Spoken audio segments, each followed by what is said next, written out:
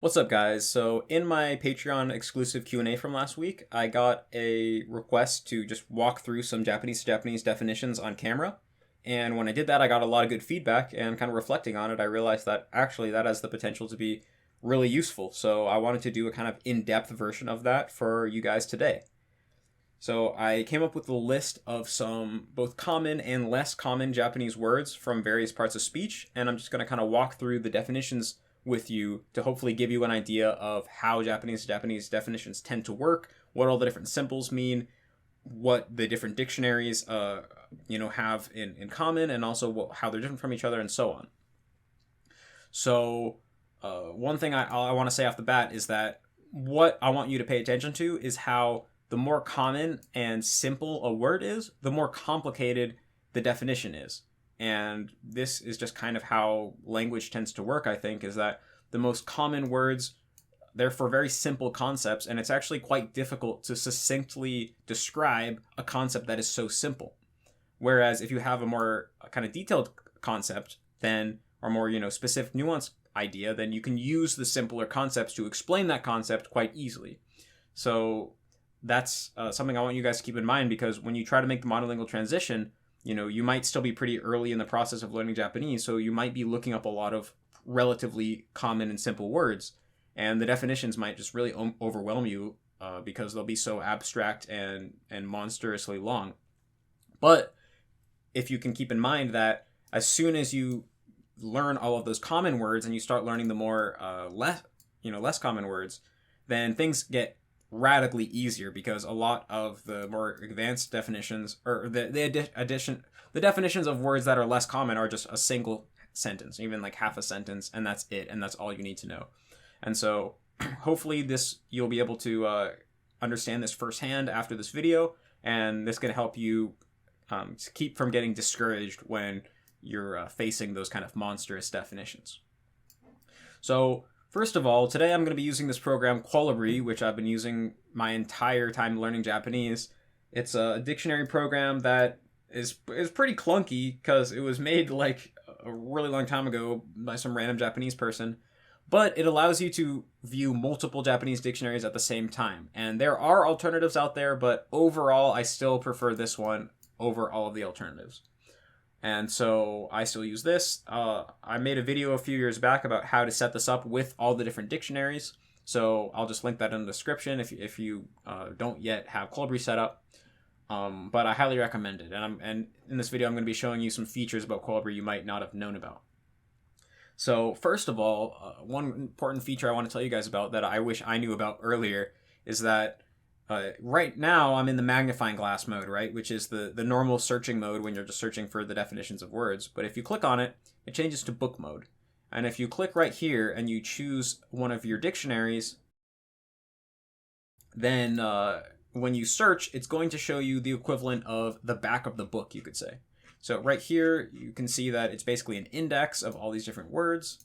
And when you scroll all the way down to the bottom, we have この辞書の使い方, which is how to use this dictionary. And it has hande, which is the thing that is basically the legend. It tells you what all the different symbols mean, how the dictionary is organized, and so on. And so this is really useful if, for example, you're like, well, what does this specific symbol mean? What does this triangle mean? Then you can find all that information here. But the thing that is important to remember is that every dictionary has different notation and different symbols, and so you have to learn them on a per dictionary basis. And I wouldn't just sit down and try to read this whole thing, because it's going to be super dense and dry. But it's something good to reference if there's ever a specific symbol that you just really can't figure out and it's really bothering you. But overall, you can ignore the symbols you don't understand at first, and over time things will become clearer. But it's just nice to have this here, if you want it. And then also right here, it has how it displays pitch accent, which I'm going to talk about a little bit later. So yeah, this is cool. Most dictionaries have some sort of back of the book section. And, well, that one doesn't have it. But, like, for example, the NHK Accent Dictionary does. Let's see. Yeah, Daiichi does. And so on. And so, here's my list of words. So let's start with aruku. Now, one thing I'll say again right here is that when you're searching, you want to be paying attention to this window right here. So this is the search setting. So this first one, kanzen-ichi, it's only going to search for words that match what you searched exactly. The one below it, zenpo-ichi, is going to search words that start with what you wrote. Koho-ichi is the opposite. It's going to search for words that end with what you wrote. I'm not really sure what these two do. Jouken kensaku, it means conditional search, so maybe it's something like there's like a syntax similar to like regular expression that you can use or something. But this one here at the bottom, what it does is it actually searches the definitions of words for the thing that you search. So, like, for example, if we searched aruku on this mode, and since it's searching every definition of every dictionary, it goes really slow. So I'll just stop it right here in the middle. We can see that, yeah, there's tons. So it's showing words that have aruku in the definition. So like right here, ashi no chikara no tsuzuku kagiri aruku. And different things like that. So sometimes I actually use this to try to find a sentence if I want to make a sentence card for something. You can actually just use the dictionary itself as a sentence bank. You won't always get good results, but it's something that's good to know about. So let's go ahead and go to the kanzen-ichi, the exact search, and search for aruku. And one other thing that I'll cover right now is that it's important to pay attention to how you are searching for the word, whether you're putting it in kana or kanji. Now, in these dictionaries, katakana versus hiragana doesn't matter at all. So, for example, if I could search aruku in hiragana like this, it's still going to come up. I could search it in katakana like this, it's still going to come up. The same exact thing. So, to the dictionaries, kana is all the same. Hiragana and katakana, they're basically identical. But it's important to pay attention to whether you're doing kana or whether you're doing kanji. Because, for example, if we look at aruku, when I searched in kanji, we see that two different words came up in Daiichi. We have ariku and aruku. Whereas if we searched aruku, obviously ariku isn't going to come up. So sometimes when you search just the kanji, it will give you more results than what you're looking for. Also, sometimes if you search for kana, it'll give you more than what you're looking for. So which one is going to be most efficient for you to find the word that you want is going to depend on the specific word. But it's good to keep in mind so that you can try both if you're having trouble. Like, for example, if I was just going to search hashi in kana, then I would find that there's a million different words that are pronounced hashi. Whereas if I know I'm looking for bridge, I can just search for the bridge kanji, and now there's going to be way less. It's just hashi and then just one other word. And so it's good to if you're having trouble finding a word, if it's in kana, switch it to kanji. If it's in kanji, switch it to kana. And you can combine that with different type of searches here to find the exact word you're looking for. And it's also important to note that some dictionaries won't show words when you search in kanji because sometimes words have multiple different ways of writing the kanji. Like, for example, if I was going to write uke toru, you could write it like this or like this. So if I put it in this version of the kanji, it's going to come up in some dictionaries, but not others. Whereas if I put this K right here, then it's going to show up in more dictionaries. Like for now, it came up in the NHK Accent Dictionary, whereas it didn't when I searched it in this version of the kanji notation. Whereas if you search it in hiragana, it's always going to come up in all the dictionaries no matter what. So if you think that kanji might be an issue for making something not come up in your search, just go to kana to be extra safe, because everything will show up in kana, but if there's multiple kanji notations, only some stuff will come up in kanji. So that's important stuff to keep in mind. So back to aruku. So let's say that I just found this word in the wild and I don't know how it's pronounced. So I'm going to search it in kanji. So I see that there's ariku and aruku. Now, this will happen many times. This is pretty regular for there to be multiple readings of a certain kanji. And so the issue becomes, well, which one do I learn? Now, one hint you can look at is if certain dictionaries have two different readings, but other dictionaries only have one, then you probably want to learn the one that is listed in the dictionaries that only have one. Because, for example, Daichi has more words total than Shinmeikai does. And that's why it has ariku in addition to aruku. Because aruku is the common one. Ariku is not used anymore in modern Japanese. It's something from classical Japanese. And so, since Shinmeikai only has aruku, that kind of gives it away that this is the more common one, and therefore probably the one you want to learn. So, if there's multiple different ways of reading a kanji, like that have their own dictionary entries, then just scroll down and see if there's a dictionary that only has one entry, and if it is, learn that version of the word. So, okay, I know it's aruku, so now I can go back up and then focus on this. Another example, for example, is sometimes you'll have cases like this. Hopefully it will come up. Oh, here we go.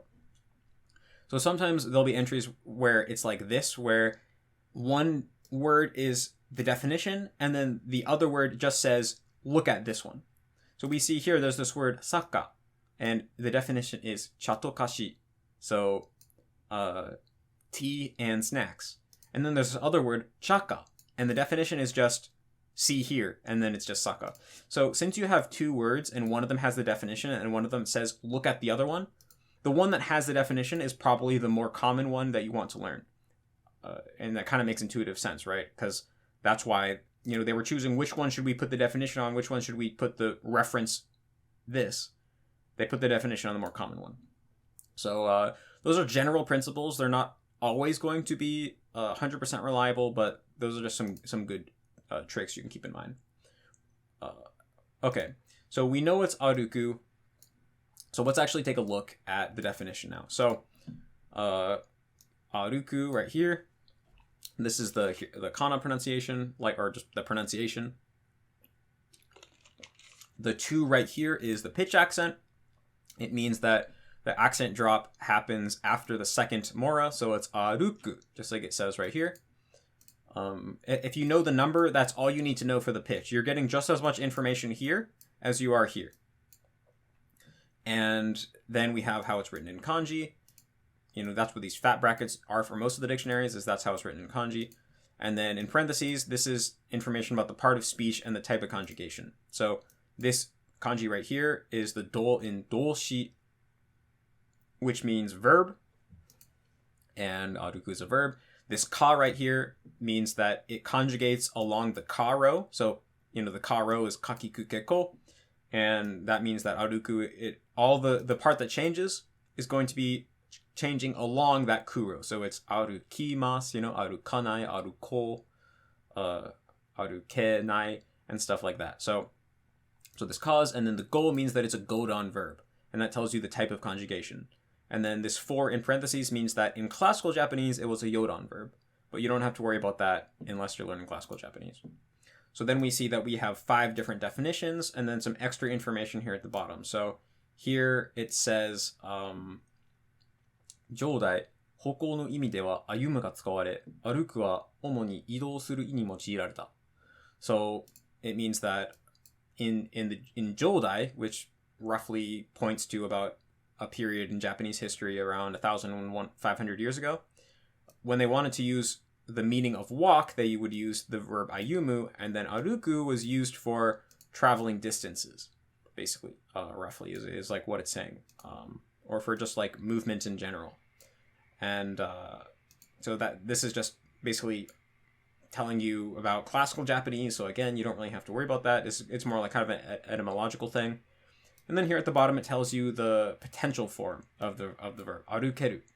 And I don't know why it puts this here, because if you know that aruku is a godon verb, and then you automatically know that it's going to be arukeru in the potential form.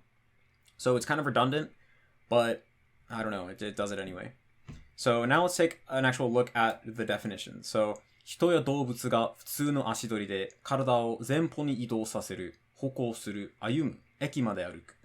So, it's saying a person or an animal is with a normal way of moving your legs back and forth, is making their body move in a forward direction. So kind of get what that means, an animal or a person, they're making their body move in a forward direction with a normal movement of their legs. And then right here, these two are just synonyms. Hoko suru ayumu. And, they both mean to walk, but they have different nuances. So make sure you don't just assume that they're literally identical. And then we have an example sentence. Eki mande o aruku. And so this obviously means to walk. And of course, it's a little bit abstract because that's a pretty basic concept, to walk.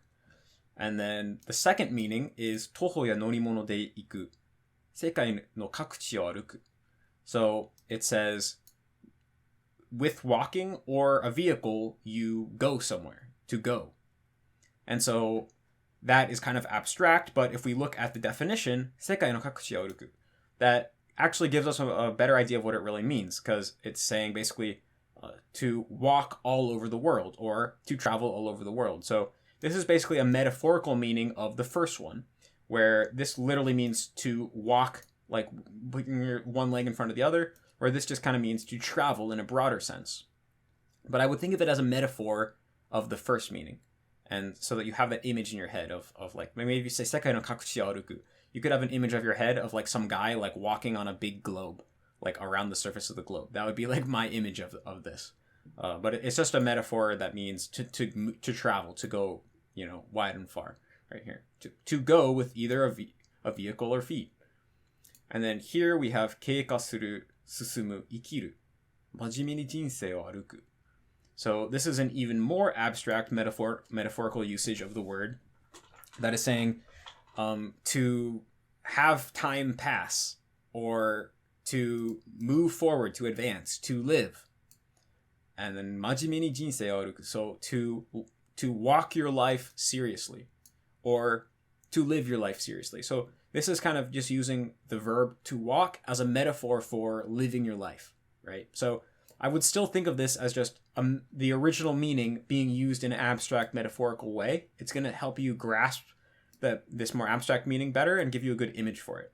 So that's something that I would always keep in mind and always kind of be on the lookout for, is that oftentimes whenever you have a word, there is an original meaning, and then there's metaphorical meanings that have, kind of came to be branching out of that, but they don't necessarily tell you that directly, right? It almost just tells you as if it's a completely unrelated meaning. And it took me a while before I really grasped that most of the time these are all metaphorical meanings that are coming out of this first one, but they don't tell you, which is really unfortunate, and it's a big complaint I have about Japanese dictionaries. And so here, this 104, it says yaku de, which tells you this is a specific word that only applies to baseball. It's a baseball term, so I don't really care about that. And then here it has oku hokano doshi no shita ni tsukete, which means to stick it on the end of another verb. Usually, oku means like in a lot of cases, usually. And then shite mo aru. So this is kind of a when it's telling you that it attaches onto the end of a verb, it's kind of a hojo doshi usage, which means that it's attaching onto another part of speech, another word, and it's kind of modifying that, the nuance of the word that it's attaching onto, but it doesn't really have that much of its own meaning. So it says that when it attaches onto another verb, it means something shite mo aru, which means to kind of like go around doing X. So we can see seihin o uriaruku, which would be to like go around trying to sell your product, or mago no jiman o shite aruku, which would be like to, go around bragging about your grandson all the time. And so there's that. And so I just remembered I forgot to kind of introduce all the dictionaries, so I'll do that now. So we were just looking at Daiichi, and this is a dictionary that overall I really like. The ones that I like the most are Daiichi and Shinmeikai. These are kind of my go-to dictionaries, along with the NHK Accent Dictionary, which is just for pitch accent, obviously. And so Daiichi and Shinmeikai, they're kind of opposites in a way. They both have strengths and weaknesses, and they kind of complement each other. So Daiichi, it has a lot of words. It has a really big bank of words that it defines. It goes into a lot of detail in all of those words and tends to be very technical. Whereas Shinmeikai has less words total, and it tends to be less technical and more about just using normal language to tell you what the word actually means. So although the definition in Daijin might be technically correct, sometimes it's so abstract, it's like you can't really grasp what it actually means. Whereas Shinmeikai will tell you in just normal language what it kind of actually means. Like we see right here, it says to put your legs in front of each other, one after the other, and move forward, which makes a lot more sense. We can also see that it's a lot shorter, right? Because it tends to kind of group the metaphorical meanings together. And sometimes it will give many example sentences for each specific usage of the word. So Shinmeikai is also really good with example sentences. So a lot of times I'll reference both of these. I might put the definition of both on a card, and overall you'll kind of build an intuition of which words you're looking up are going to be most useful in Daijin and which are going to be most useful for Shinmeikai to help you out with. But I still have other dictionaries. I have Koljien that I still reference sometimes, which is kind of the most prestigious dictionary in Japan. It's the dictionary that Japanese people reference when they want to give the official definition of something. Like you see it referenced on NHK, on TV and stuff a lot, but from what I've read, it has less to do with it being a really good dictionary and more to do with that they had really good marketing at the right time in Japanese history. And then it kind of won that prestige and has just been living off that. But sometimes it can be pretty technical and nice, and it's also just to see like what Japanese people consider to be the official definition. Meikyo, pretty much as far as I can tell, just totally copies all their definitions from other dictionaries and then slightly changes the wording so that they don't get in trouble. But sometimes when they are modifying the other definitions, they simplify it in a way that makes it easier to understand, or they use more everyday language a little bit, or make it less abstract. And so sometimes, especially at the beginning, when understanding definitions are very difficult, Meikyo can be useful. I used to look at it a lot, used to help me out a lot. Daiji-sen overall is very similar to Daiji-rin, but overall I just kind of like Daiji-rin better. Also, Daiji-rin has pitch accent, this one doesn't. But sometimes I'll reference it if the other dictionaries aren't really clear to me. And then Kokugo Daiji-ten is also pretty nice. It sometimes is very technical in explaining more linguistic type stuff. Like it's really strong on classical Japanese. And it has a lot of example sentences from classical Japanese, and it will tell you how the word changed over time and stuff like that. So sometimes it can be useful. Yeah, what I would do is try to focus on one or two dictionaries, because each dictionary has their own kind of, weird habits and weird ways of explaining things. And so getting used to one dictionary can be a really big strength and something that can help you out in the transition. So I like to use these two to complement each other a lot. So in the next word, I guess while I'm here, let's look at the Shinmeikai one a little bit more. So in Shinmeikai, you see again, here's the Kana. Here is the Kanji. These two dots means that the word is very common. If there's one dot, it means that it's pretty common. Two dots means very common. This is the pitch accent. One sec. Now, in this version of Shinmeikai version 5, they have really kind of illogical pitch accent notation. They did this really silly thing, in my opinion, where they tried to tell you the pitch accent in two different forms of the word. One in the dictionary form and one when the word is modifying a noun. But this is doesn't really make sense, because if you know pitch accent rules and you know what the word is in dictionary form, then you automatically know what it is in every other form. So this second one right here is completely redundant.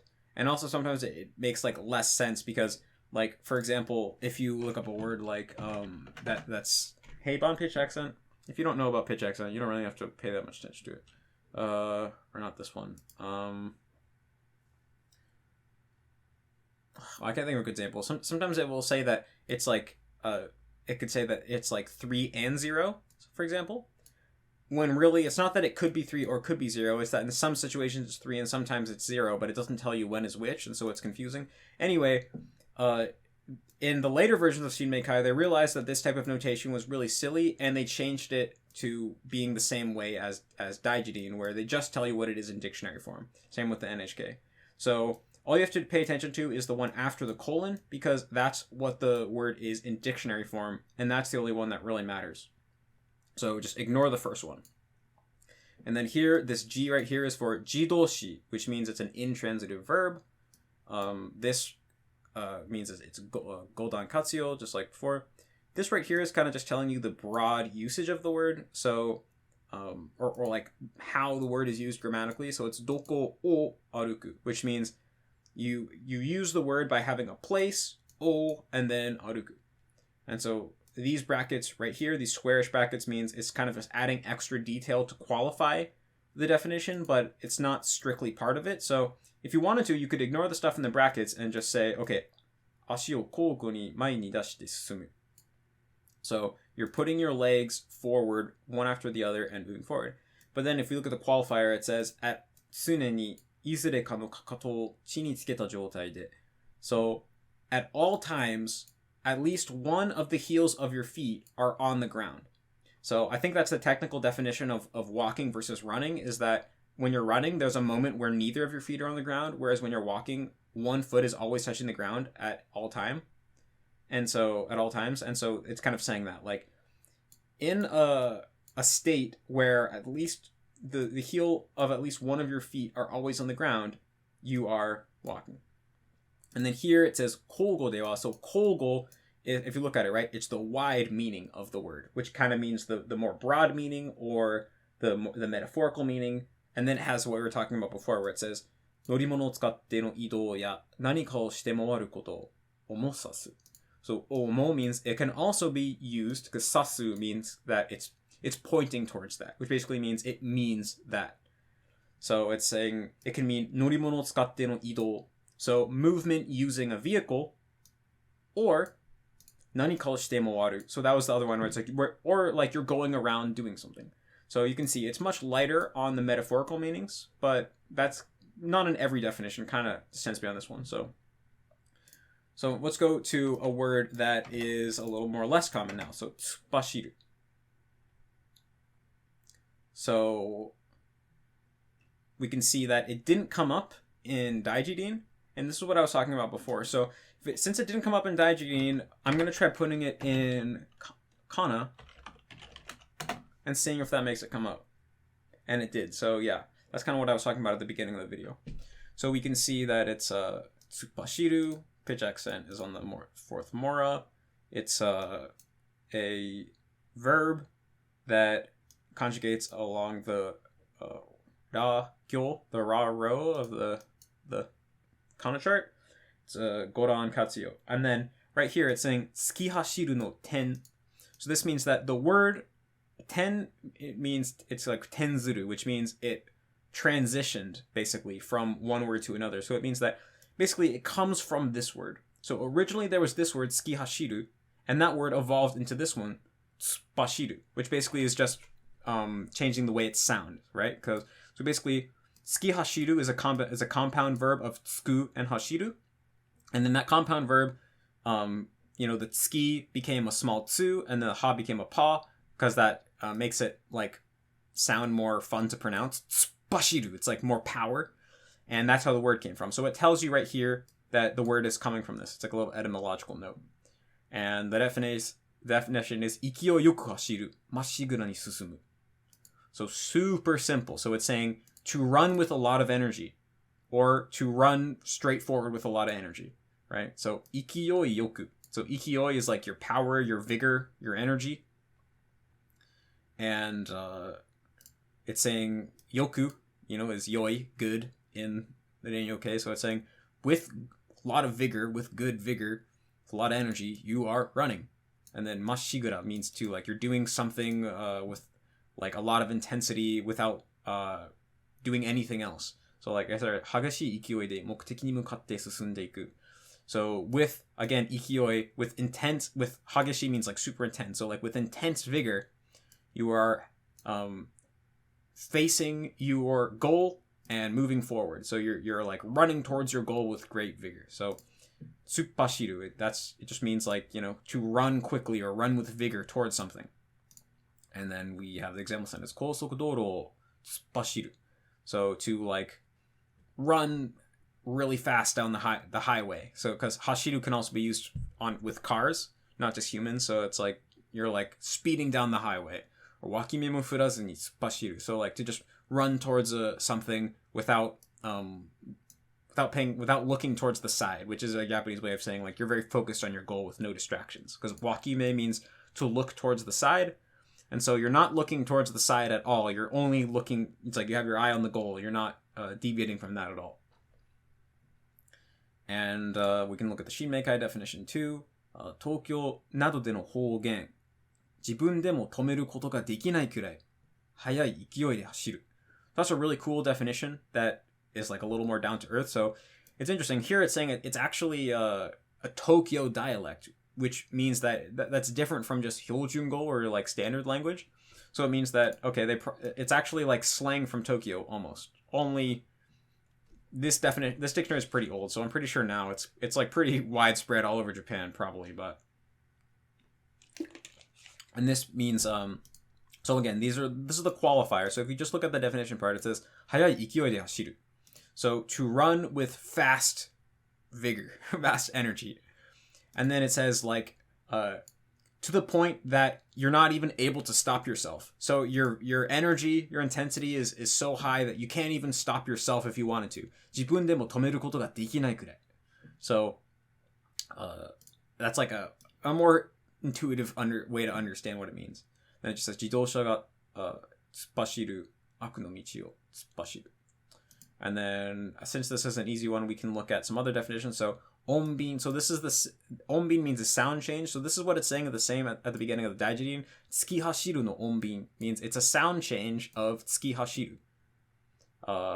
Again, right here, jidoshi godan katsuyo, ikiyoyoku mashigura ni hashiru. So this one has two. It says, so this one kind of breaks it up into the literal meaning and then the metaphorical meaning. So the literal meaning is ikiyoyoku mashigura ni hashiru.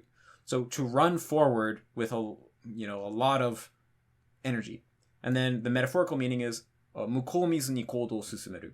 So continue to act without regard to what's going on around you, basically. Or to like without any regard of anything else. You're just, taking action blindly almost. Sorry, I suck at translating stuff in English because I almost never translate, but so then right here, ikiyoyoku hashiru. So again, this is like literally the same definition from Daiichi. They added in shisosu. Oh, what do you know? They literally copied it out of Daiichi-sen. Ikiyoyoku hashiru, shisosu. So, and then, yeah, so, look at this. Aru mokuteki ni mukatte hitasura ni tsuki susumu. So, literally, all they changed was hitasura to mashigura, which basically means the same thing. So, they clearly are just ripping off of Daiichi-sen. But what are you gonna do?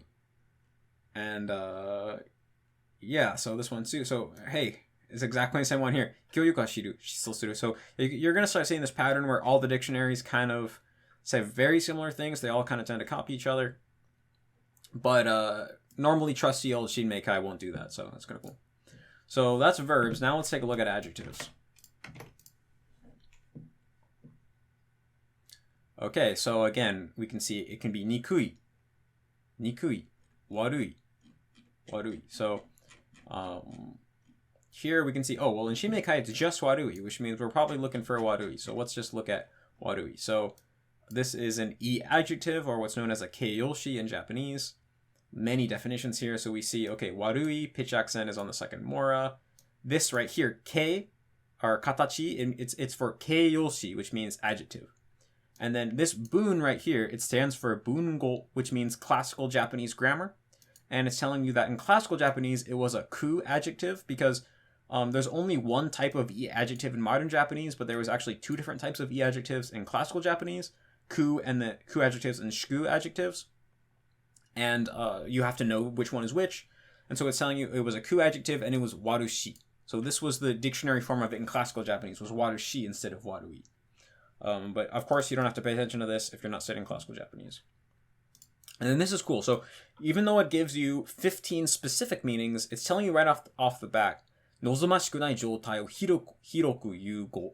So a word that is just used very broadly to talk about undesirable situations, right? Or an undesirable state. Nozomashiku nai joutai. So it's a word that just broadly, it refers to undesirable states. and then it gets into the detail. So we can see right here, 好ましくない状態である。良くない. So 好まし means desirable. 好ましくない状態である. 状態 means a certain state something's in. Gonna come up in definitions a lot. So it's an undesirable state. 良くない. Not good. 天気が悪い. 日が悪い. The weather is bad. 品質的に下級である. 粗悪だ. It's interesting how they put da on this one, but de aru on this one. Maybe there's a reason for that. Maybe it's because this is a not adjective and the dictionary, the like ending form of non-adjectives are technically da. That's probably why it is actually, now that I think about it.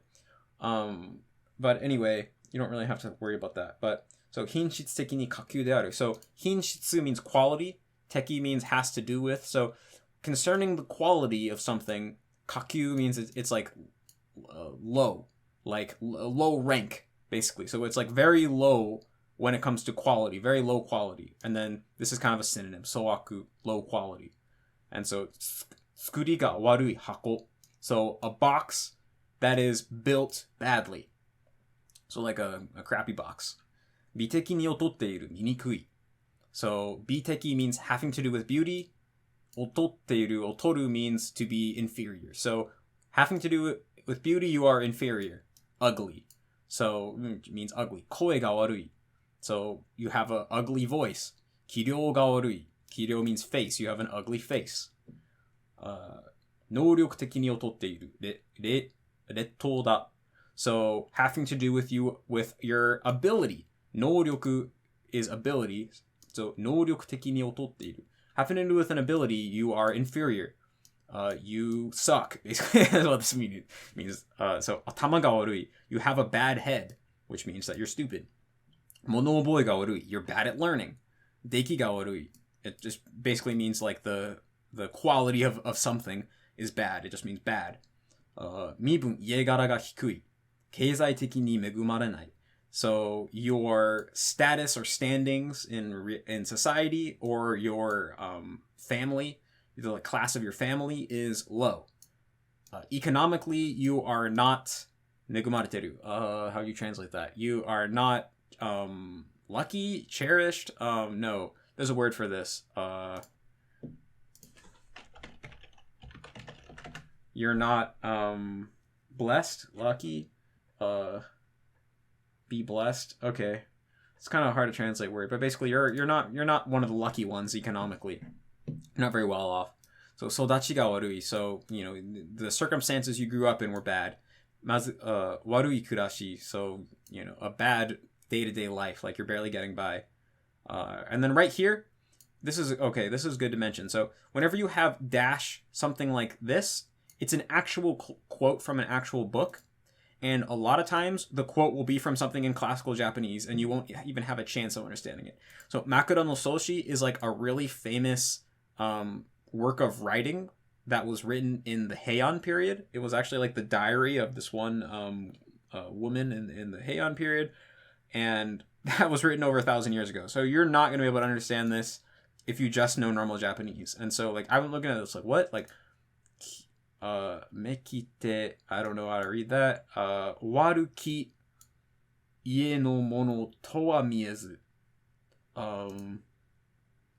If I knew how to read this word, like this would mean like doesn't look like it comes from a poor house. But anyway, that doesn't matter. So whenever you see that it's a direct quote because it has this dash and then something, like, don't worry about trying to understand it because it might be like Japanese from 1,000 years ago. Sometimes it's like Natsume Soseki or stuff, so like sometimes it's only 100 years old and you got a better shot, but yeah. So 倫理道徳に反する。道に外れている. So it's it goes against morality or morals. 道に外れる means it steers off the path, which basically means it's immoral. So 隠れて悪いことをする. To, in hiding, do bad things. 悪い人間を罰する. To punish bad human beings. And so anyway, it keeps going on like this, telling you the specific meanings of it. But the thing is that if you just know that, okay, it basically just means not good, it basically means an indesirable state, you could pretty much infer what all the rest means just from the example sentences.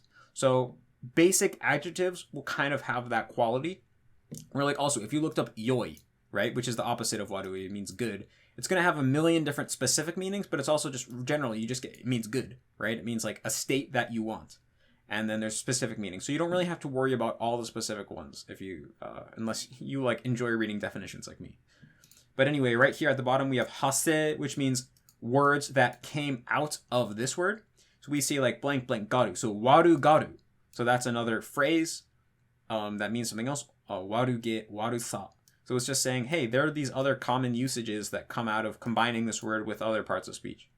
And then kanyo, these are like set phrases that are used with the word. So kuchi ga warui, that means you have a potty mouth. Teguse ga warui, you have a habit of stealing stuff. Mesame ga warui, you're bad at waking up in the morning. You're cranky when you wake up. So it's like these are kind of set phrases, and the reason why they're set phrases is because it means kind of more than just their parts in a way. Not always, but like mushinui dokoro ga warui. It means the place where the bugs are residing is bad. But what it really means is that you're just in a bad mood and you're going to get angry easily. So that's one thing to keep in mind with these kanyo, is that sometimes there are set expressions that where the meaning is more than just the sum of the parts. And if that is the case, you can probably look it up and it will be there. Like if I look up mushinui dokoro ga warui, I was highlighting it and then searching with the zenpo ichi, so words that start with that, then I can find the whole phrase right here, mushinui dokoro ga warui, and then find out exactly what it means. So, yeah. So now let's look up a more obscure... forgot. Let's look at Shinmeikai real quick. I won't go into detail, but we can see there's less total, again, because it tends to group broader meanings together more. Doutoku ni semerareru yousu da. So, being in a sort of state where you could blame them or you could be blamed morally. So that's actually pretty abstract. Warui koto wa jiki ni oboeru. Nani ka ore o shinai to warui yo. So it kind of just means like being in a state of being in the wrong morally, right? Like you're in a state where someone could get mad at you or blame you or say that you're in the wrong. Konomashikunai kekka o motorasu yousu da. So being in a state of bringing a undesirable result.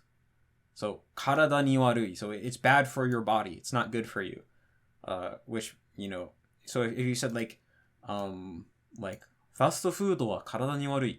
It's like fast food is bad for your body. Or konomashikunai kekka o motorasu. Motorasu means to bring. So it's going to bring a bad result or an undesirable result. So you could say like fast food is going to bring an undesirable result to your body. That's kind of what it's saying. Konomashikunai joutai da, just being in a state of that's not desirable. And then it has all these example sentences. Some of the example sentences go into detail of what that specific example sentences mean. So if you say waruku omou na, right here, waruku omou na means fukumu tokoro ga atte yatta no da to. So it means that because when you say waruku omou na, it means don't think badly about this. What it really means is like, don't blame me for it because it's nothing personal, right? It's kind of like no offense, or like hey, I got to do what I got to do. This isn't like personal for like, don't get mad at me for this. It's shikatanai. I got to do this given my circumstance. So it's kind of saying you that like fukumu tokoro ga atte yatta no da. It's like fukumu tokoro ga atte means like I had my own deal. I had something I had to do. It was undeniable or unavoidable.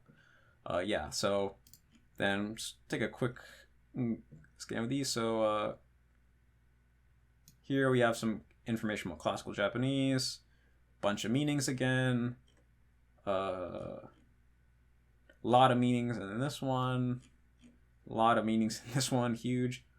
Like here, when you see this triangle, that now this is going into detail about the history of the word. It's talking about what it was like in the Heian period and how the meaning of the word changed over time. Again, these are like other ways the word is commonly used.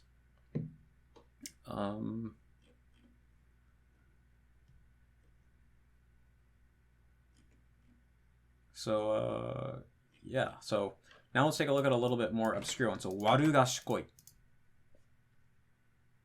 So again, much shorter, right? Because this is a less common, a little bit more specific meaning, right? So the more specific the meaning, the easier the definition. So, 悪いことによく頭が働く。悪知恵がある. Let's say you read that, right? Yeah, 悪知恵がある。狡猾だ。悪いことを考えることについて頭が働く。悪知恵がある. So this time I really like this Shinmeikai definition. So it basically says, when it comes to bad things, 悪いことに, your head works very well. It's kind of funny when you think about it, but it just means like you're smart, but you use your intelligence to do bad. So you're like when it comes to doing bad things, then you're very intelligent about that. Or like you have naughty wisdom. Warujie, it's like yeah, I guess I don't know how else you would translate that. You're very cunning. Yeah. And so here, like, when it comes to thinking about bad things, your head works very well, which means like you're smart, you're sharp. You have warujie, you have like cunning wisdom. And then koukotsuda just means the same thing. It's just like a noun / not adjective form of warugashikoi. And then again, we see like here, okay, it's a adjective. In classical Japanese, it was like this. There's also this where you can also say kashikosa. It's a noun. That's a thing people say. Again, only worry about this pitch accent. When you see this 5, like kashikosa 5, it means the pitch accent of kashikosa is 5. It's telling you like the pitch accent of this modified form. And then like look how short all these are. It's great. But you can see they're definitely all copying each other. Like let's see. 悪いことによく知恵が働く様. So 悪い方によく知恵が回る. So yeah, it's like they're all pretty much the same. You'll see that a lot, but they're also pretty simple. And the Shinmeikai one is like the most unique out of all of them. So yeah, now let's take a look at some not adjectives. So ski. So again, we can see it can also be zuki, but you can see this is a suffix. It says right here. And then this one only has ski, so we're just going to focus on ski. So ski pitch accent is 2, which means it's otaka. It says right here, like this is for meishi or keiyo doshi. So meishi means noun, keiyo doshi means not adjective. It's saying it can be either one depending on the usage. That's what this dot means. And then in classical Japanese, there was 2 different types of not adjectives. There was nari keiyo doshi and tari keiyo doshi. In modern Japanese, there's only one type, but it's saying this is the type of not adjective it was in classical Japanese. And then it tells you right here, it comes from the verb suku, the renyoke form. So this is actually, like, in Japanese, you can turn any verb into a noun. For example, aruku could be aruki. Like, whatever the mas form would be, you just take that, and then you can use it as a noun. So it could be like, aruku. You could say like arukimasu, like aruki ga, like, I mean, you wouldn't actually say that in reality. It'd be unnatural. But like technically grammar-wise, you could say like aruki ga umai or something. Like you're good at walking. But that's not real Japanese. I'm just making up a fake example grammatically. But basically, there is first this verb suku, which is still used in Japanese. It's normally used in the passive form, like skareru. And then this is just the noun form of the verb suku. So it tells you that. And then, pretty basic, we have a bunch of meanings here. So, 心が惹かれること、気持ちにぴったり合う様. So, your heart is being pulled towards something, right? Which is kind of just a Japanese way of saying that you like something, you're attracted to something. 気持ちにぴったり合う様. So it matches your feelings perfectly. So that's kind of abstract. Right here it's telling you it's the opposite of kirai, and then it links you to it, if you wanted to see that. So sometimes it tells you opposites, sometimes it tells you synonyms. And then it says, right, you got the example sentence, 好きな音楽、明るい色が好きだ、好きになる. And then we have some other definitions that are not that common. 偏った好み. So liking something that's unusual or weird. And then 色好みである. So you're like not a pervert, but you're like someone who's just a sexual being, I guess is what you would put it. Like, yeah, if you're irogonomi, you're pretty much a sexual being. That's how I would translate that. Omoi no mama de aru, kimama da. So, this is just exactly how you want it to be or how you feel it should be. Skina koto you. Yeah, so, I mean, this is kind of a metaphorical meaning of the first one, where it just means, like, it's however you want it to be, however you like. It's just, like, you not considering your surroundings and stuff. And then it says it can also mean the same as this word. So this is a separate word that means it's hard to explain. This is like a uniquely Japanese concept that it means like food you like, not classy, but like, let me see what the English definition says. No, it's like the word that's used to describe things like tea ceremonies or like a traditional poetry or like the ikebana and stuff. It's like that word of like peaceful and elegant and refined. Oh, that's it. And so it's like that. But so it could also mean that. But basically, here we're only really interested in this first one. And this one right here is a suffix, and it's pointing to that here. It says, oh, there's also a suffix version of this word, which is this one right here, which basically it says it attaches onto the end of other nouns and makes a compound word, and then it means それが好きであること、またその人を表す. So, like 文学好き means someone who likes 文学. 酒好きの人, a person who likes sake. So it just combines onto the noun sake, sake 好き, and it means either liking alcohol or someone who likes alcohol. And then それに好かれる性質を持っている. So it means having the quality of being liked by that thing. So 人好きのする性質. So you're the kind of person who is liked by people.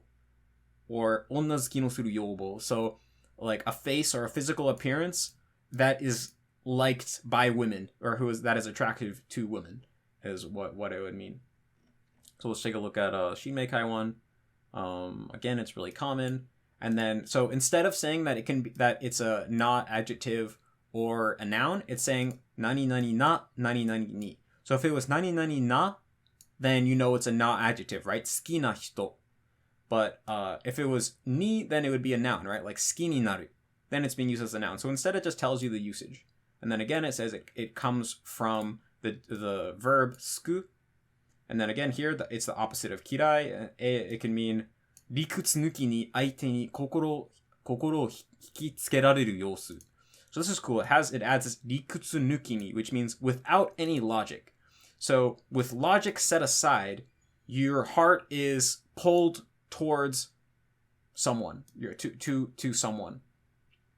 And yosu kind of just means like it's in that state, but it's hard to describe the exact nuance in English. But I wouldn't worry too much about that. I'd kind of just let it come over time. You can almost just ignore it, and you will still get like what it means. And it's also sometimes translated as like sometimes it just means koto. Sometimes it will mean sama. But I wouldn't worry about it too much because you can still get it has more telling you like how the word is being used than anything else. So like yosu, like if you said like someone like あの人なんか変な様子だね or something, it would mean like he had like the physical appearance of him is that he looks weird. So it kind of means physical appearance. But what this means in the case of a definition is that like just imagine that this is being defined by a third person. So imagine that you're like seeing one guy, he's like looking at a girl and he's like infatuated by her, and then there's this guy writing the definition and he's like writing the physical appearance of that guy. So it's like osuki is when you look like this. That's kind of like what the nuance of the yosu is like it kind of means the physical appearance of being in this state. But it's not necessarily physical, which is why it's hard to translate. But that's kind of how I would think about it. Overall, like I wouldn't worry about it too much. It will like make sense over time. And then here we have an alternate definition, or this was A, then we have B. 心が引きつけられていつもそれをすること. So you because you're attracted to something, you always do something. So here it's saying 好きでなければでなければできない。So this is so right here it's saying it would mean monozuki, which means that which means liking something unusual and not liking, or liking something weird. And so that's kind of, I guess, the same as this one. Yeah, so this is this is an interesting definition because they're formulating it a lot differently than Daiichi does. They're kind of framing it as, although in this meaning it basically means liking something that normally people wouldn't like, so liking something unusual, it's kind of still just a metaphorical meaning of just like. It just happens to be used in the context of, well, yeah, you like it, but normally people wouldn't. Because it kind of just saying like, yeah, you like it, so you always do it. And then the example sentence is, 好きでなければできない, which means you wouldn't be able to do it if you didn't like it. But this is kind of weird. Like, even for me, like reading this, it's like, okay, this seems kind of weird, and I wouldn't get hung up on this. Instead, I would just be like, okay, well, this one made sense to me, that he's saying liking something like very like weird and specific. Like, that makes sense to me, so I would just go with that. Sometimes there's like, it can be kind of hit or miss, I guess. But sometimes it's just like that. And I don't think this is a matter of Japanese ability, really. I think it's just like sometimes people writing the definitions get kind of stuck in their head, and it ends up being weird. But yeah, and then there's more. It has like the same other additional meanings as this one. Like here, doing whatever you want. So, 好きなようにしたまえ. Do whatever you want. And then it has the qualifier, 損得や相手の都合、気持ちなど考えず. So this one is a good definition. It's saying doing whatever you want without regard for gains versus losses, or the other people's feelings or situations or whatever. So you're just ignoring the world and just doing what you want to do. Whereas in Daijin, it just said 思いのままであること、気ままなこと. So this is an example where they were kind of more vague in this one, where Shinmeikai was like more specific. Without worrying about gains or losses or other people's situations, 自分がそうしたいと思う通りにする. Just doing exactly what you want to do. And then the other B on this one, 体や時間が空いていて自由な行動が取れる. So your body and time are freed up, so you have the freedom to do whatever you want. So 好きな時に遊びにいらっしゃい. So it's saying like, come and play when you have a moment, like when you're free. So I would think of this as a metaphorical meaning of this first one, where we're like, come over and play whenever you would like. But it's saying, although yeah, it's a metaphorical meaning of like, it's saying come over and whenever you would like. It's I guess what they're saying, hiki tsukerareru, which means like literally like you're liking a person. So I guess, yeah, it is more abstract. It's saying just like when in general you feel like it, when you feel like you'd want to, then come and hang out. So whenever, when you're free or whatever. But again, this is Shinmeikai kind of taking some liberties, I would say. Because in this definition, because in this word, like, it says, 好きな時に遊びにいらっしゃい, which I would interpret as, like, come over whenever you want to. But here it just says, when you're free and can act, and like, whenever you have free time and you're not bogged down and you can take you can take whatever action you'd want to take. But it doesn't actually have the nuance of liking or wanting to do anything. So that is kind of a problem I'm seeing in this definition, that doesn't have the full nuance. So, I mean, writing definitions are tricky. Sometimes there's blind spots. I guess Shinmeikai can be pretty hit or miss, but that's why I generally tend to look at Daijin first and then look at Shinmeikai, because Shinmeikai is either going to clear stuff up or it's not going to. And that's that. So now we'll just look at a less simple, less basic adjective, daisuki. Okay, so we can see right off the bat they're all much shorter than ski was. And take a look at Daijin. So again, we have reading, pitch accents on the first mora, and then it can be also a noun or a adjective, keirodoshi. And then the definition is 大変好きなこと様. And so 大変 just means a lot. So you really like something. To really like something. And then the deal with this dot and then the koto sama means that it can mean either 好きなこと or 好きなsama. And so sama is the same as yosu, like I kind of explained before. If you were going to write sama in kanji, it would be this kanji right here. Yosu is kind of like a more colloquial way of saying a word that, saying the idea, but they mean pretty much the same thing. And it's hard to explain the exact difference and nuance between koto and sama, and it took me a long time to kind of grasp it. But what I would say if you're just starting out is that don't really worry about it too much, because you can pretty much just ignore it and you still understand what the definition means, right? Because if you just say 大変好き, it's like 大好き equals 大変好き, 非常に好き, you know? You can still grasp what it means. Exactly, right? So it more has to do with what part of speech it is. Whereas like right here, we're saying it can be a noun or a not adjective. So if it was sama, that means it's a not adjective. If it was a noun, then it would be koto. And we see we have two different example sentences. The first one is it being used as a not adjective. So 大好きな食べ物. 大好きな. So that's like the sama. And then 読書が大好きだ. So you're saying A equals B. And so that B is kind of right here when you have the dot. It's kind of being used as a noun. And so that's why it's having this either or type of thing.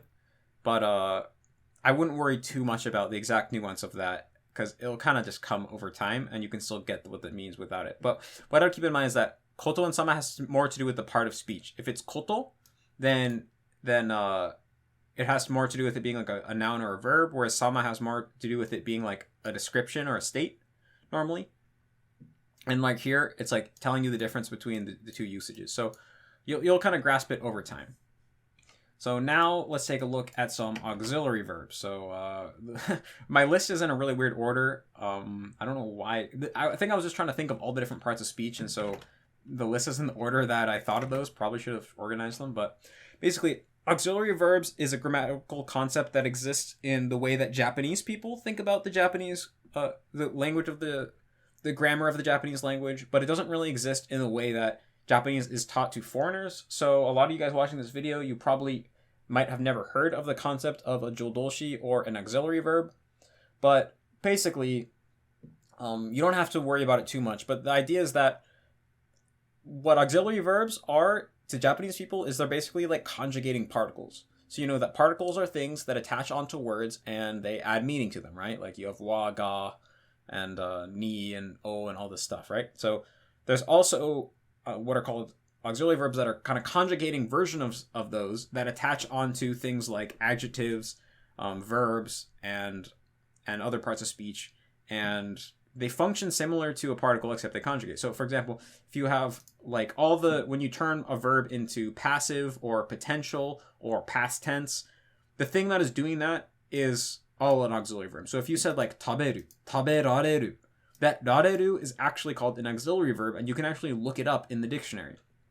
And also if you said like tabemasu, then masu is an auxiliary verb. So if you had like tabesaseraremasu, that's actually tabe, which is taberu in a conjugated form, plus 3 different auxiliary verbs.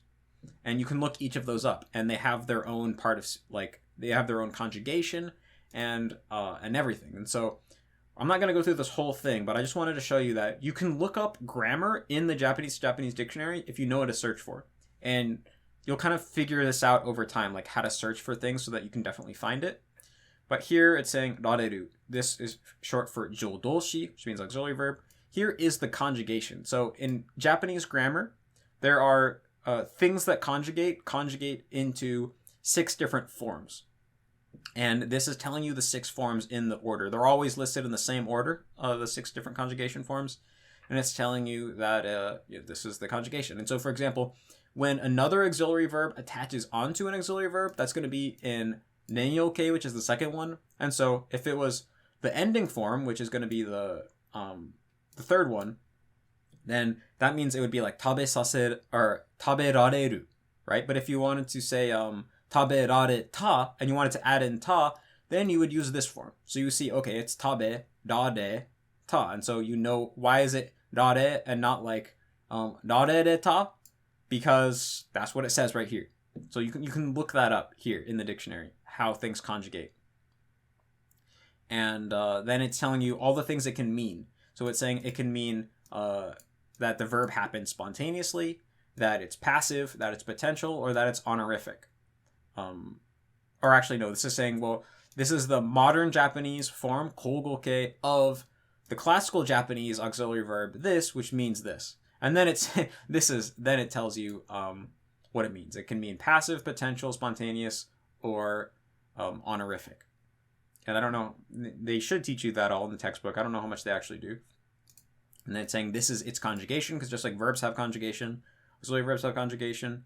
And then it's telling you like, but there's special rules about it, about the conjugation. It's saying, okay, there's no imperative form when it's taking these meanings. And then it tells you what it attaches onto. It attaches onto these types of verbs and these and so on. And now it tells you the meaning. So it says right here, ukemi no i o arawasu. So expresses the meaning of passive, being passive. And then it has the specific versions of that. So dosa sayo no shitai no rigai ni kankei suru mono. So these are like specific versions of it. So saying the actual thing that did the movement or action, it's used when that has to do with your standings in terms of whether something's benefiting you or hurting you. So it says like, inu ni hoerarete komatta. So a dog barked at me and that really annoyed me. So it's saying that like sometimes you use the passive sense when someone did something to you and that affected you in either a negative or positive way, and that's like the way it's being phrased. And then it goes on and it has all these specific meanings of passive, but all you have to really know is that it means passive, right? Ukemi no i o arawasu. These are all just basically specific ways of specific patterns of passivity that exist in Japanese that you could read for fun. But then here it says meaning number 2. It can mean potential, which is like dekiru, and you can see right here like kuruma de 2分ほどで来られる. So you can get there in 2 minutes by car. Or sorry, 20分ほど. So you can get there in 20 minutes by car. And then there's spontaneity, which means it just happens naturally without anyone doing it. So もうすっかり秋の気配が感じられる. So it's like I can't help but feel the like sense of autumn in the air, because 感じられる actually means spontaneity, which means you just can't help but feel it. It just happens automatically. That's what the spontaneity means. And then it can mean honorific, where you say like 無事に到着せられた模様です, which means, 到着した模様です, but it's just polite. You're honorific. And then it has like more specific grammar information and stuff. So just wanted to kind of introduce you to the idea of an auxiliary verb and that you can look up grammar in the dictionary. Here's also like if I wanted to look up mas, like tabemasu, then particles and auxiliary verbs generally don't have kanji, so you want to scroll through down and find the one that doesn't have any kanji. And right here you can say, okay, this is it, jodoshi. Here's its conjugation. Here's all the stuff it does. And then right here is all just the history of how it changed, how it came to be, how it changed over time. There's a lot of interesting information in the dictionary. Like you could learn a lot about classical Japanese and Japanese history just through looking up the right stuff in the dictionary. But I won't go into too much detail on this. I kind of wanted to introduce you guys to the idea. Look how little Shinmeikai has. 表現を丁寧にしようとする気持ちを表す. So it expresses your feeling of wanting to be polite or wanting to make your expression polite. 何がありますか? 知りません. 始めましょう. 来ました. So that's interesting. And then also same thing with particles. I'm not going to go into too much detail about this, but you can look up particles, right? And you could look up the difference between wa and ga if you wanted to in the Japanese dictionary. So again, particles and auxiliary verbs don't have kanji. So if we scroll down, then here is the setsuzoku, which means it's like the connector one. So isoida ga maniawanakatta. So this isn't this isn't like the main particle, the case particle ga. This is just the like connecting particle. But here we see this one says kakujo, which is short for kakujoshi, which means case particle. It tells you what it connects to, and then it tells you the exact different meanings of it. And then here it's telling you another different meaning of it. Okay, so this is the connecting meaning of it. So here it says kaku joshi. Here it says like setsujo, which is like setsuzoku joshi, which means like connecting particles. So this is the one where it's like 次に予算の件ですが重要なので今日中に決めてください. So it's like the ga that means but. And the difference between this one and this one is that this one starts its own sentence, so it's not connecting to anything. It's just 急いだが間に合わなかった. But this one is like connecting onto something else. So like そうですが学校へ行ったが授業はなかった. So it's like connecting on. And then here there's a third usage of it as a final particle, shujoshi, which means it's like coming at the end of a sentence. Like here you can look at the example sentence, 早く来ればいいかな.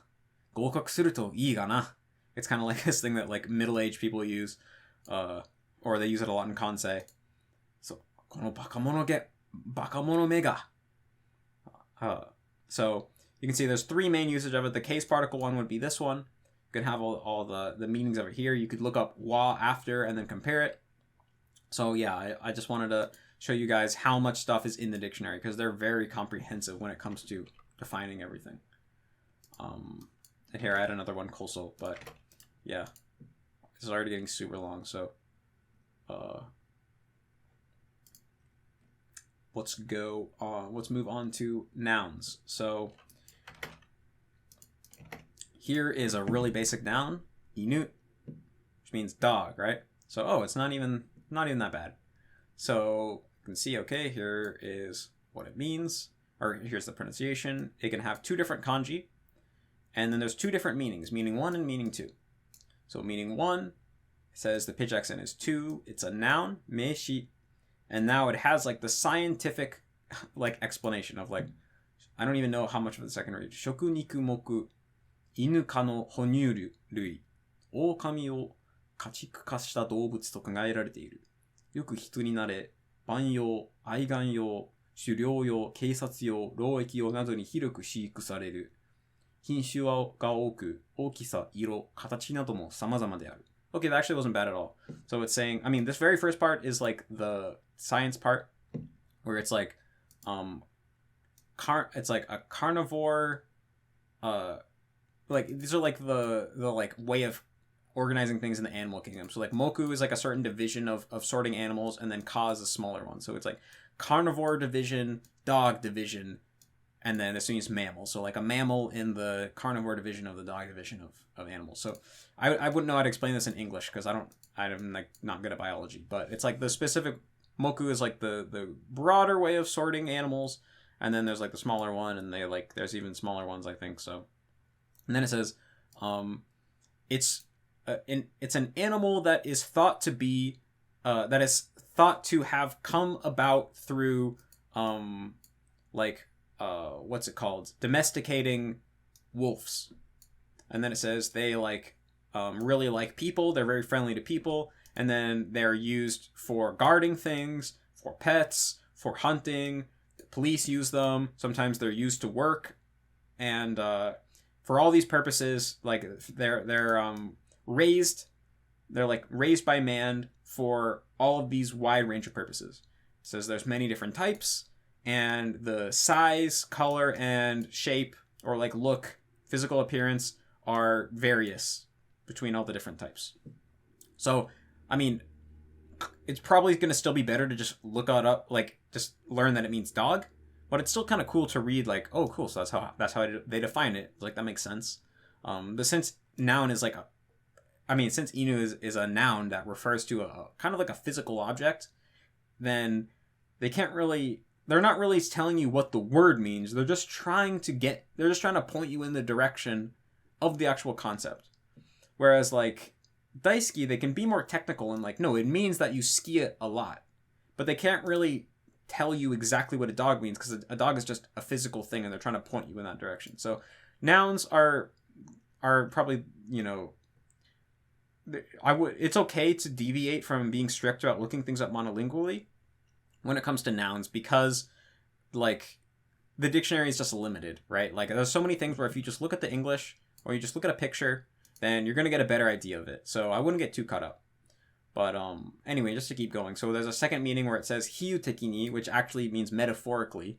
So, hey, props, you actually explained that it's metaphorically, but they don't do it that much. It says a spy. So in Japanese, a dog can be slang for a spy. And then here, setto actually means prefix. It means it can be used as a prefix. You put it in front of nouns, and then iyashime karonjite kachi no otoru i o arawasu. So it basically just means it's like a big insult. You put it in front of a word, and then like inu samurai. So it means like, okay, that just means like, oh, you piece of shit samurai, right?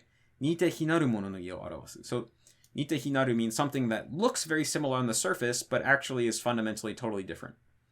And so then it says inu tade. So tade is like a type of plant. This is probably also either a plant or a tree or something. Let's see. Okay, yeah, it's a type of plant. So it looks like this is like a biology term that just means that it looks like another type. So, for example, tade. So inu tade would mean it's a plant that looks like tade, but it's actually not, right? And then yaku ni tatanai mono, muda de aru koto o arawasu. So, showing that it's either useless or, yeah, useless, meaningless. So inu jini means dying for no reason, right? Like, for example, if you like fought in a war and then you lost the war, and then you went and fought in a war, you got killed in the war, and then your country lost the war, you could say like you died for no reason because you lost anyway. So it was like your inu jini. So this is like how suffixes work as well. And then we see right here that same thing, like, okay, first meaning, pitch accent. 大昔から人間に飼育されてきた家畜. So, domesticated animal that has been raised by humans since long ago. And then it gives its own description about trying to just describe its features. And then here it says it belongs to the Inu family biologically. And then here it has the other metaphorical meaning. Keisatsu no inu means spy. Has like some other specific meanings. And then, so zogo, this also means suffix, because it means zogo means a made-up word, but it's kind of just using it to mean you can add this to other words and then make new words from that. And then it's way broader right here, because it's saying, 役に立つ植物の何かに形態上は似ているが、多くは人間生活に直接有用ではないものであることを表す. Okay, so it's saying, it looks very similar on the surface to a type of plant that is useful, but in reality, it's not useful for humans at all. So this is actually a more specific definition than this one, right? Because this one just said nite hinaru. It means it looks like it, but it's not. This one says it looks like something that is useful, but is actually not useful. When you're talking about specific plants. And it actually says shokubutsu, which means it's telling you, no, this is usage is only for plants. Where this one wasn't, right? I just had to infer that it was from plants because the example sentences were plants. And then, let's see. 主人や鹿の家族によく懐き、時に生命を保護してくれたりする意味では有用だが、牛馬に比べて体が小さく生産性が少ないと見られたり、相手構わず交尾したりするところ、役に立たない、恥を知らない. Okay, so this is cool. So this is saying also the suffix meaning of this one, where it's saying like you're wasted or you're meaningless. It's saying it's explaining why the word dog means what it means. So I said here it has the example inu zamurai. It actually tells you that when you add the inu, the sa becomes a za. That's cool. That's what this reading is right here. So inu zamurai. It's saying the reason why inu zamurai means like you piece of shit samurai is because right here, when you compare it to cows or horses, they don't breed as much, or they don't create things. They are way less productive. They don't to humans, and they also like mate with each other like wildly. So I guess it's kind of saying like, okay, when you're like when you're useless, or here it's saying it can mean yaku ni tatanai, which means useless, or haji o shiranai, which means like you're very embarrassing to yourself. Like you don't know what embarrassment is. You do embarrassing things and you don't even realize how embarrassing you are. And so it's saying, so I guess it's saying it's called yaku ni tatanai because they're not very, because dogs aren't productive when it comes to, you know, working on a farm compared to cows or horses. Or it's saying the haji shiranai, it's like you dogs just mate with each other like all the time. They're not faithful to their dog partner or whatever. So they're saying, okay, so because dogs are basically sluts, you can use it on humans for human sluts as well. And then it's saying for the first meaning, you can also write it with this kanji. So this is more specific, right? It doesn't tell you on Daijin that the second kanji can only be used for meaning 1, but not for meaning 2. But Shinmeikai does. It says for meaning 1, you can use this kanji as well. And then here is interesting, kazoe kata. So it's telling you how you count them. It says you can count for meaning 1, you can count it either with ippiki or itto, because, you know, there's counter words in Japanese. You have to know what word you use to count them. So it's cool that it tells you that it can be either ippiki or itto, nito, so on. So probably not going to do all these words because this is already getting super long. But here's another interesting noun to compare it to, modoken, which is a guide dog, or like a dog for the blind. And we see the definition is very short. It says, 盲人が外出するときに付き添って安全に誘導する訓練を受けた犬. So, a dog that sticks close to blind people when they leave the house and has had training so that the dog can safely guide the person. So, you know, a dog that has been trained to follow blind people when they leave the house and guide them safely. And this is makes more sense to kind of learn monolingually. And one other thing here that I haven't mentioned so far is that this right here is the old Kana spelling. So before World War II, Japanese had a more inconsistent spelling system of spelling words with Kana that was more similar to how English, there's a lot of arbitrariness because the language changed over time and the system never got updated. And so if you want to know how to spell a word correctly, you have to memorize a lot of arbitrary conventions. So up until World War II, there was this old, more convoluted system of spelling words with kana, but it still tells you that in the dictionary if it's different from the modern day one. So like inu, it looks like they didn't tell you it, which means that it was the same. For this, like inu was spelled the same with the old system, right? Or like same thing, I guess, with warugashikoi. Or I guess it didn't come up yet. But a lot of words, you will see that there's a separate spelling here. And what that is just the old kind of spelling, so you can ignore it. Same thing with this right here. And then here we have 盲人の道案内をするように特別訓練を受けた犬. So a dog that has had special training to guide blind people, like out, 道案内, like literally guiding through, help people guide the roads, like guide them through the roads so they don't get lost. And then you can see some other ones here. Like here, so these ones use the word moljin for blind people, like literally blind person. Interesting, this one uses shikaku shougaisha.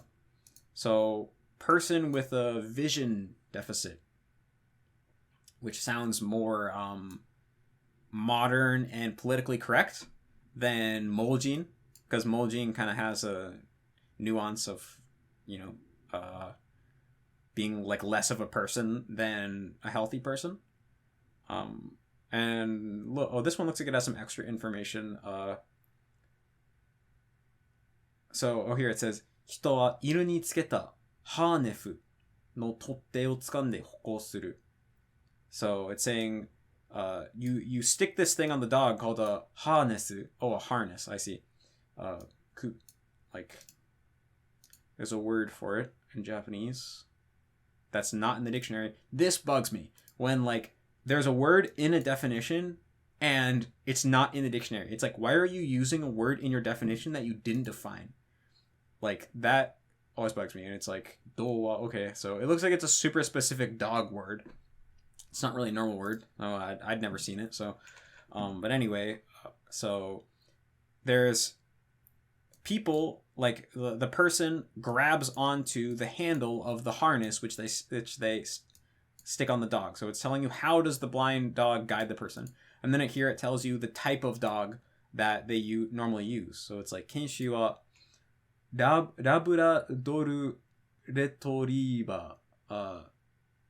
So, hard to parse this katakana. Labrador Retriever ya Shepherd ga oi. I don't know how to parse this because I don't know this particular type of dog. Something retriever. Labrador Retriever. Labrador Retriever. Okay, there you go. Labrador Retriever. Yeah, that's tough. Anyway, you can see it's a lot easier than just Inu was. So maybe just glance at one more real quick. So kunden, it's a noun, and it's used with suru, which means that it's like a noun that you add suru and then it basically becomes a verb. Not all the time, but it can. So that's what the suru means. And then here's the definition. So I've already been doing this for a while now, so I think I'm going to try to just go through this quickly and try to show you if there's any points that maybe would be useful. So here's just the first definition. So this one right here, this means that it's a word specific to education. So it has like a specific meaning for educators, I guess. 児童生徒に直接働きかけ目標に到達するまで継続的に行われること。So, my brain is getting so tired of like trying to translate these into English. So to continuously 働きかけ to like continuously engage your students until they reach a certain goal. So you don't give up on them. You just continually engage them and try to help them out until they reach a certain goal. So I guess this is like some specific education word. By the way, if you ever see words like jido, seito, gakusei, they all have actually specific meanings. Jido means an elementary schooler, seito means a middle schooler or a high schooler, and gakusei means a college student or graduate student, college graduate student. They actually have specific meanings. So here again we have like suru, tells you that it's used with suru. Okay, so I mean you get the idea. Like ある能力技術など十分に身につけるまで繰り返し練習させること。So, to continuously make someone practice until they have fully acquired ability or skill. So training, right? To train someone. And this is kind of interesting because it says like to train someone, but I think you can still use the word like if you're just training yourself, which is kind of weird. And I remember when I first learned this word, I was kind of confused about that. But sometimes you just got to think out of the box with the definitions because they kind of suck overall. Like overall, it would say probably like, it should say like renshu suru koto or saseru koto. But it only has saseru koto. And I think that has something to do with all the dictionaries copying each other. I would have expected more from Shinmeikai on this one, but that's kind of how it goes. I mean, like they say, the example sentences are your friend. Like they're gonna help you more than almost anything else when it comes to grasping the nuance. So now let's just go into daimeishi, or what's the word for daimeishi in English again? Pronouns. So right here we say kochi, pitch accent, kanji. This means that it's a daimeishi, which means pronoun. It says it comes from the word kochi. Kinshou no shiji taimeishi. So this is kind of a technical word, but there's like a system of explaining Japanese pronouns that break them down into like kinshou means it has to do with you, right? Because you know how there's like koko, soko, asoko. So kinshou is the koko. It means it's close to you. And then chushou is the soko. It means it's close to the person you're talking to. And then enshou or asoko means it's neither close to you or the person you're talking to. And so I know that in Japanese textbooks they just teach asoko as like way over there, but it doesn't actually have to do with distance. It has to do with soko or like and it's all of them. It's like sochira, sochi, all the ones that start with like so they have to do with either the person who you're talking to, and if the thing that you're referring to isn't close to you or the person you're talking to, then it's asoko. So it has more to do with who you're talking to and whether the thing relates to them or relates to you or relates to neither of you. And so, and then shiji daimeishi just means like, there's two different types of pronouns. There's pronouns that refer to physical, like there's pronouns that refer to people, and there's pronouns that don't. So shiji daimeishi is a pronoun that doesn't refer to people. And in this case, it refers to a place. And it tells you right here, kochira no kudaketa iikata. So it means the same thing as kochira, but it's a more casual expression. It's a more casual way of saying kochira.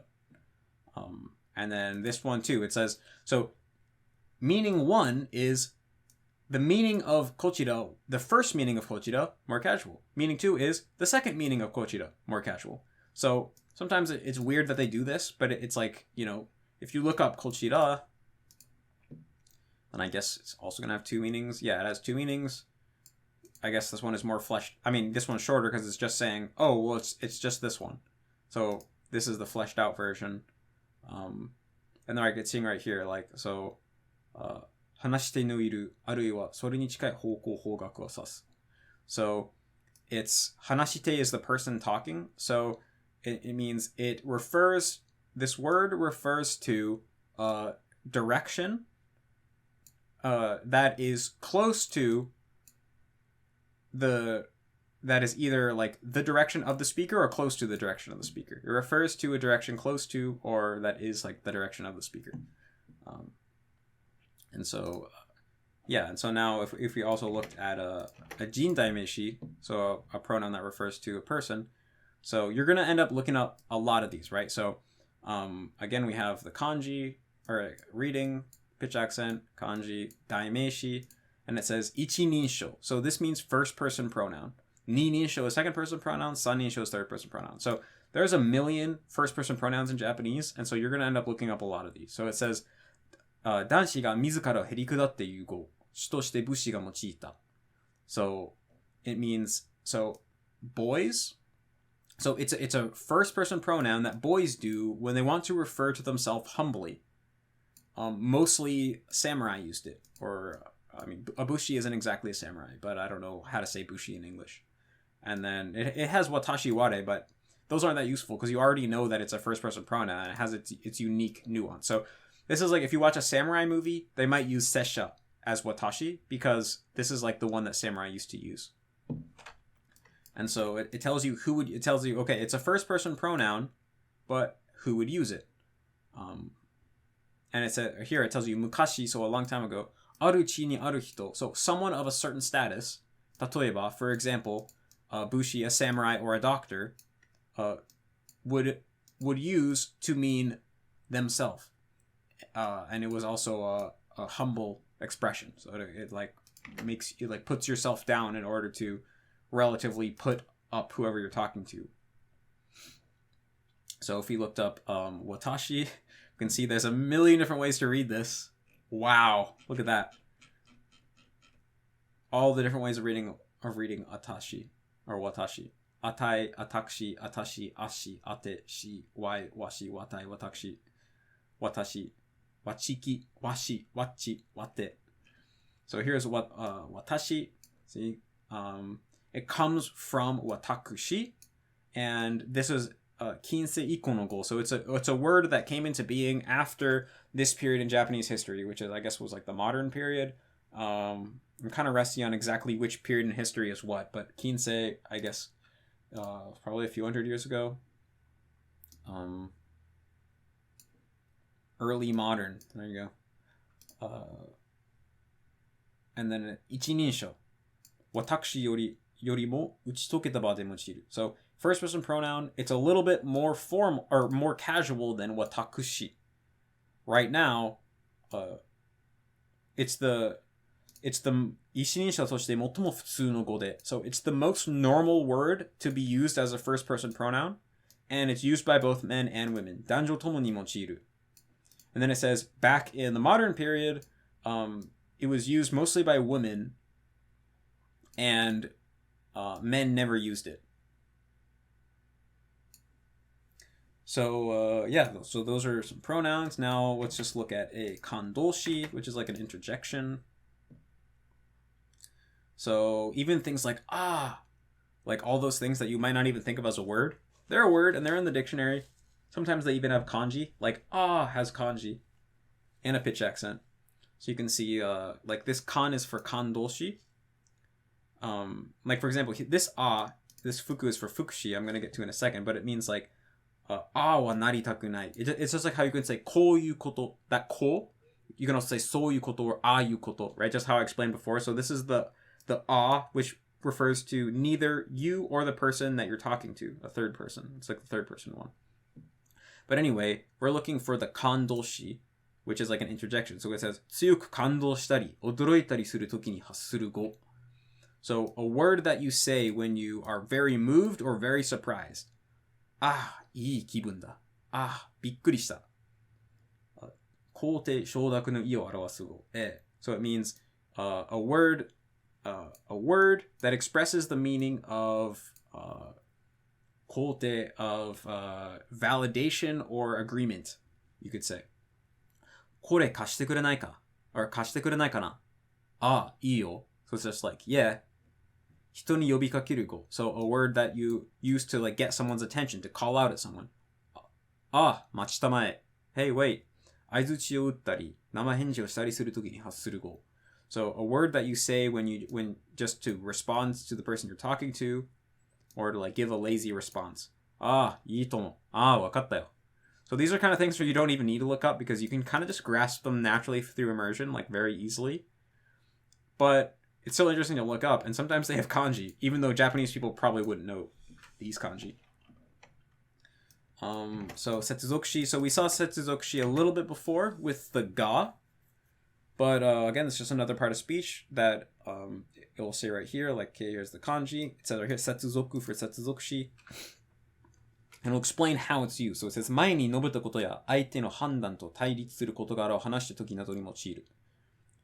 そうではあるが、けれども。So, 前に述べたこと, the thing you said earlier, or, 相手の判断と対立する事柄を話し出す時. So, either, okay, no, so the way the parse this is, 前に述べたことや相手の判断と. So these are one thing. So it's either something you said earlier, or or the decision of a person that you're talking to. It's something that you say when you're about to say something that contradicts or goes against that. So, the person who you're talking to. So if someone says something and you're going to say something that goes against that or contradicts that, or you're going to contradict something you just said, then you say sukashi, right?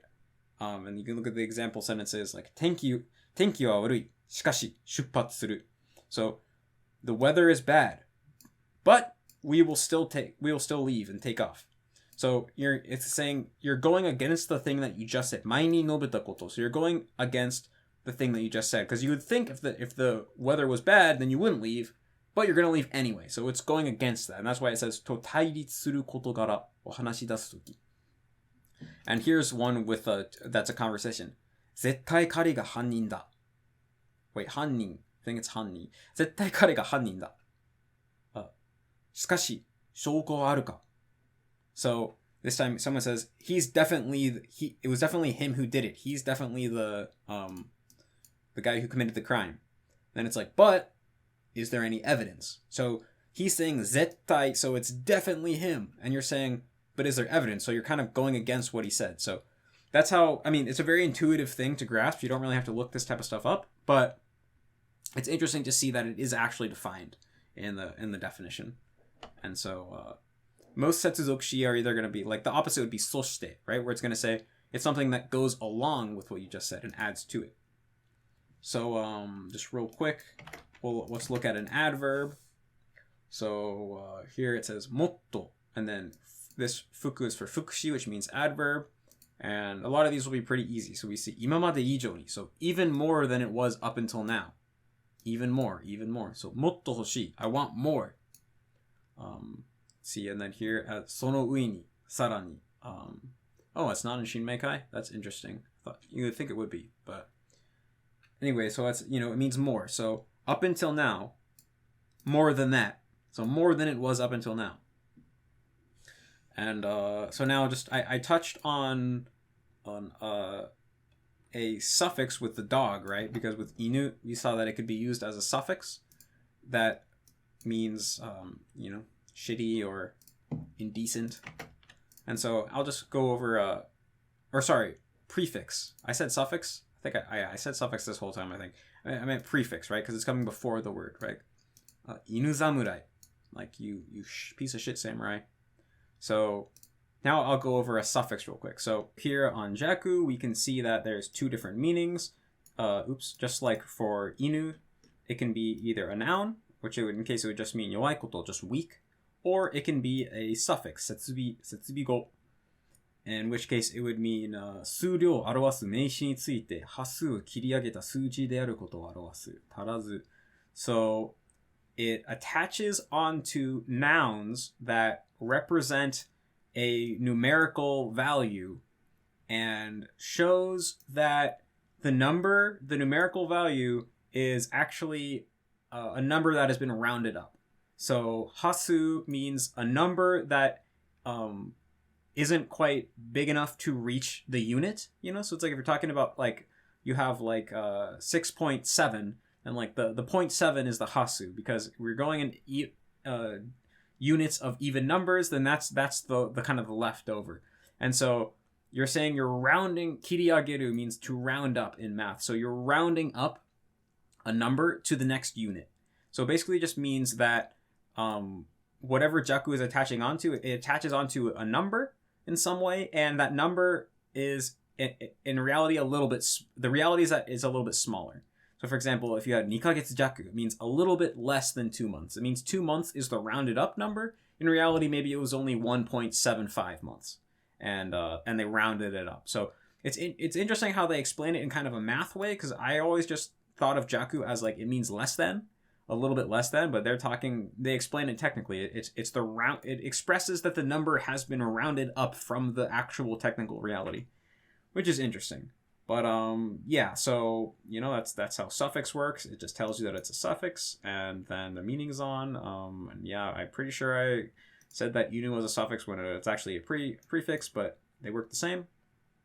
And that got super long. I'm super exhausted. Sorry, I feel like I got super rambly there at the end. I've never just talked this long without a break. I mean, I have, if you watch my 3-hour video, but like I've never done something this kind of technical nonstop with no break. So that was a little bit tough, but hopefully it was useful to you guys. And stay tuned. I'm going to be making a video about the general process of making the monolingual transition in a few days, hopefully. So see you guys later.